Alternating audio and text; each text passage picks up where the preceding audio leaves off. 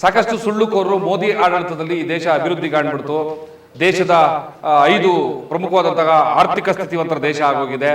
ಈ ರೀತಿಯಾದ ಸುಳ್ಳು ಮತ್ತು ಕಪೋಕಲ್ಪಿತವಾದಂತಹ ಅಂಕಿಅಂಶಗಳನ್ನ ಇಟ್ಟು ದೇಶವನ್ನ ಯಾಮಾರಿಸುವಂತ ಕೆಲಸವನ್ನ ಮಾಡ್ತಾ ಇದ್ದಾರೆ. ಮತ್ತೆ ಇವತ್ತಿಗೂ ಕೂಡ ಮೋದಿ ಅವರಿಗೆ ಈ ದೇಶದ ಇತಿಹಾಸದ ಅರಿವಿಲ್ಲ. ಸ್ವತಃ ತಮ್ಮ ಇತಿಹಾಸನೇ ಗೊತ್ತಿಲ್ಲ ಅವರಿಗೆ. ನಾನು ಯಾವಾಗ ಓದಿದ್ದಲ್ಲಿ, ನಾನು ಬೆಳೆದಿದ್ದಲ್ಲಿ, ನನ್ನ ಕೆಲಸ ಏನು, ನನ್ನ ವಿದ್ಯಾಭ್ಯಾಸ ಏನು ಅನ್ನೋದು ಅರಿವೇ ಆತನಿಗಿಲ್ಲ. ಇನ್ನು ಈ ದೇಶದ ಇತಿಹಾಸದ ಬಗ್ಗೆ ಏನ್ ಹೇಳ್ತಾರೆ ಅಂತ ನಾವು ಯೋಚನೆ ಮಾಡ್ಬೇಕಾಗ್ತದೆ. SC ST ಗಳ ವಿದ್ಯಾರ್ಥಿಗಳಿಗೆ ಮೀಸಲಾಗಿದ್ದಂತಹ ಸ್ಕಾಲರ್ಶಿಪ್ಗಳನ್ನ ನಿಲ್ಲಿಸುವಂಥದ್ದು ನೋಡಿ. ಅವರು ಬೇಟಿ ಬಚಾವೋ ಅಂತ ಹೇಳ್ತಾರೆ, ಆದ್ರೆ ಹೆಣ್ಮಕ್ಳಿಗೆ ಇಲ್ಲಿ ರಕ್ಷಣೆ ಅನ್ನೋದಿಲ್ಲ. ಕಳೆದ 9 ವರ್ಷಗಳ ನರೇಂದ್ರ ಮೋದಿ ಅವರ ಆಡಳಿತ ಏನಿದೆ ಅದು ಈ ದೇಶಕ್ಕೆ ಒಂದು ದುಸ್ವಪ್ನ. ಬಹುಶಃ ಈ 10 ವರ್ಷಗಳ ನಂತರ ಅವ್ರ ಆಡಳಿತ ಹೋಯಿತು ಅಂತಂದರೆ ಈ 10 ವರ್ಷಗಳನ್ನು ನಾವು ಕಂಡಂಥ ಒಂದು ದುಸ್ವಪ್ನ ಅಂತ ಯೋಚನೆ ಮಾಡಬೇಕಾಗ್ತದೆ. ಅವರ ಆಡಳಿತದಲ್ಲಿ ಈ ದೇಶ ಸುಮಾರು 100 ವರ್ಷಗಳ ಹಿಂದಕ್ಕೆ ಹೋಗಿದೆ. ಸಾಕಷ್ಟು ಸುಳ್ಳುಕೋರರು ಮೋದಿ ಆಡಳಿತದಲ್ಲಿ ಈ ದೇಶ ಅಭಿವೃದ್ಧಿ ಕಾಣ್ಬಿಡ್ತು, ದೇಶದ 5 ಪ್ರಮುಖವಾದಂತಹ ಆರ್ಥಿಕ ಸ್ಥಿತಿವಂತರ ದೇಶ ಆಗೋಗಿದೆ. ಈ ರೀತಿಯಾದ ಸುಳ್ಳು ಮತ್ತು ಕಪೋಕಲ್ಪಿತವಾದಂಥ ಅಂಕಿಅಂಶಗಳನ್ನ ಇಟ್ಟು ದೇಶವನ್ನು ಯಾಮಾರಿಸುವಂಥ ಕೆಲಸವನ್ನು ಮಾಡ್ತಾ ಇದ್ದಾರೆ. ಈಗ ಮೋದಿಯವರು ಆಡಳಿತಕ್ಕೆ ಬರುವಾಗ ಕೊಟ್ಟಂತಹ ಒಂದು ಆಶ್ವಾಸನೆಗಳನ್ನ ನಾನು ವಿಚಾರ ಮಾಡ್ತೀನಿ. ಈ ದೇಶದ ಕಪ್ಪು ಹಣವನ್ನು ವಾಪಸ್ ತರ್ತೀವಿ, ಅದನ್ನು ಪ್ರತಿಯೊಬ್ಬರು ಅಕೌಂಟಿಗೆ ಹಾಕಿದ್ರೆ ಒಂದು 15 ಲಕ್ಷ ರೂಪಾಯಿ ಅಷ್ಟು ಹಣ ಸಿಗುತ್ತೆ. ಈ ದೇಶದಲ್ಲಿ 100 ಸ್ಮಾರ್ಟ್ ಸಿಟಿಗಳ ನಿರ್ಮಾಣ ಮಾಡ್ತೀವಿ, ವರ್ಷಕ್ಕೆ 2 ಕೋಟಿ ಉದ್ಯೋಗಗಳನ್ನ ಸೃಷ್ಟಿ ಮಾಡ್ತೀವಿ, ಜಗತ್ತಿನ ಮುಂದೆ ಭಾರತವನ್ನು ಭಾಳ ದೊಡ್ಡ ವಿಶ್ವಗುರುವನ್ನಾಗಿ ಮಾಡ್ತೀವಿ, ನಮ್ಮ ಓನ್ ಪ್ಲೇಸಿಗೆ ತರ್ತೀವಿ, ಅಮೇರಿಕಾದ ಡಾಲರ್ ಎದುರುಗಡೆ ಭಾರತದ ರೂಪಾಯಿನ 15 ರೂಪಾಯಿಗೆ ಸಮನಾಗಿ ತರ್ತೀವಿ. ಒಂದಲ್ಲ ಎರಡಲ್ಲ ಇವ್ರು ಹೇಳಿದಂಥ ಸುಳ್ಳುಗಳು ನೂರಾರು ಸುಳ್ಳುಗಳು.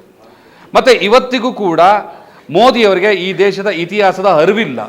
ಸ್ವತಃ ತಮ್ಮ ಇತಿಹಾಸನೇ ಗೊತ್ತಿಲ್ಲ ಅವರಿಗೆ. ನಾನು ಯಾವಾಗ ಓದಿದ್ದಲ್ಲಿ, ನಾನು ಬೆಳೆದಿದ್ದಲ್ಲಿ, ನನ್ನ ಕೆಲಸ ಏನು, ನನ್ನ ವಿದ್ಯಾಭ್ಯಾಸ ಏನು ಅನ್ನೋದು ಅರಿವೇ ಆತನಿಗಿಲ್ಲ. ಇನ್ನು ಈ ದೇಶದ ಇತಿಹಾಸದ ಬಗ್ಗೆ ಏನು ಹೇಳ್ತಾರೆ ಅನ್ನೋದು ನಾವು ಯೋಚನೆ ಮಾಡಬೇಕಾಗ್ತದೆ. ಈ ದೇಶ ಬಹುಶಃ ನಾನು ಆಗಲೇ ಹೇಳಿದೆ 100 ವರ್ಷಗಳ ಕಾಲದ ಅಭಿವೃದ್ಧಿಯಲ್ಲಿ ಹಿಂದಕ್ಕೆ ಹೋಗಿದೆ. ಮತ್ತೆ ಇದನ್ನು ಮುಂದಕ್ಕೆ ತರಬೇಕು ಅಂದರೆ ಭಾಳ ಕಷ್ಟ ಆಗ್ತದೆ. ದೇವರು, ಧರ್ಮ, ಧನ ಇದು ಇವರ ಆಡಳಿತದ ಪ್ರಮುಖ ಅಂಶಗಳಾಗಿದ್ದಾವೆ ಹೊರತು ಮಾನವ ಅಭಿವೃದ್ಧಿ ಸೂಚ್ಯಂಕ ಮತ್ತು ದೇಶದ ವಿದ್ಯಾಭ್ಯಾಸದ ಮಟ್ಟವನ್ನು ಹೆಚ್ಚಿಸೋದು ಹೇಗೆ. ನಾನು ಮೋದಿ ಮತ್ತು ಅವರ ಬೆಂಬಲಿಗರೆಲ್ಲರಿಗೂ ಕೂಡ ನಾನು ಹೇಳೋದೇನು ಅಂತಂದರೆ, ಮೋದಿಯವರು ತಮ್ಮ ಆಡಳಿತದ ಅವಧಿನಲ್ಲಿ ಸ್ಥಾಪನೆ ಮಾಡಿದಂಥ ಯೂನಿವರ್ಸಿಟಿಗಳ ಲೆಕ್ಕ ಕೊಡಿ, ಅವರು ತನ್ನ ಆಡಳಿತಾವಧಿಯಲ್ಲಿ ಸ್ಥಾಪನೆ ಮಾಡಿದಂತಹ ಇಂಡಸ್ಟ್ರಿಗಳ ಲೆಕ್ಕ ಕೊಡಿರಿ, ಅವರು ತಮ್ಮ ಆಡಳಿತಾವಧಿಗಳಲ್ಲಿ ಸ್ಥಾಪನೆ ಮಾಡಿದಂಥ ಡ್ಯಾಮ್ಗಳ ಲೆಕ್ಕ ಕೊಡಿ ನೋಡೋಣ. ಶೂನ್ಯ. ಆದರೆ ಈ ದೇಶದ ಎಲ್ಲವನ್ನೂ ಮಾರಿದ್ದಾರೆ. ಬಂದರುಗಳನ್ನ ಮಾರಿದ್ದಾರೆ, ಏರ್ಪೋರ್ಟ್ಗಳನ್ನ ಮಾರಿದ್ದಾರೆ, ರಸ್ತೆಗಳನ್ನ ಟೋಲ್ಗಳು ಅನ್ನುವಂತಹ ಒಂದು ದರೋಡೆ ಕಂಪನಿಗಳಿಗೆ ಕೊಟ್ಟಿದ್ದಾರೆ. ಮತ್ತು ಏನು ಉಳಿಸಿದ್ದಾರೆ? ಯಾವ ಪ್ರವಾಸೋದ್ಯಮ ಇಲಾಖೆಗೆ ಸಂಬಂಧಪಟ್ಟಂತಹ ಹೋಟೆಲ್ಗಳನ್ನ ಮಾರ್ಕೊಂಡಿದ್ದಾರೆ ಅಂದರೆ ಇನ್ನೇನು ಉಳಿಸಿದ್ದಾರೆ? ಎಲ್ಲ ಉದ್ಯಮಿಗಳನ್ನ ಮಾರ್ಕೊಂಡಿದ್ದಾರೆ. ಮತ್ತು ಕಳ್ಳತನ, ರಫೇಲ್ ಡೀಲ್ ವಿಚಾರಕ್ಕೆ ಸಂಬಂಧಪಟ್ಟಂತಹ ಫೈಲ್ಗಳ ಕಳ್ಳತನ, ಅನುಭವವೇ ಇಲ್ಲದೆ ಇರುವಂತಹ ಉದ್ಯಮಿದಾರರಿಗೆ, ಅವರಿಗೆ ಸಂಬಂಧವೇ ಇಲ್ಲದೆ ಇರುವಂತಹ ಪ್ರೊಡಕ್ಷನ್ಗಳಿಗೆ ಸಂಬಂಧಪಟ್ಟಂತೆ ಅವರಿಗೆ ಕಾಂಟ್ರಾಕ್ಟ್ಗಳನ್ನ ಕೊಡುವಂಥದ್ದು. ಮತ್ತು ವಿದೇಶಿಗಳಿಗೆ ಅಲ್ಲೇನು ಸಣ್ಣ ಪುಟ್ಟ ತೊಂದರೆಗಳಾದ್ರೂ ಕೂಡ ಮೊಸಳೆ ಕಣ್ಣೀರು ಸುರಿಸುವಂಥದ್ದು. ಭಾರತದಲ್ಲಿ ಆಗ್ತಾ ಇರುವಂತಹ ಅನಾಹುತ, ಎಕ್ಸಾಂಪಲ್ ಮಣಿಪುರ, ಈ ಅನಾಹುತಗಳ ಬಗ್ಗೆ ನನಗೇನು ಗೊತ್ತೇ ಇಲ್ಲ ಅನ್ನೋಂಥ ಒಂದು ಮೌನವನ್ನು ತಳೆಯುವಂಥದ್ದು.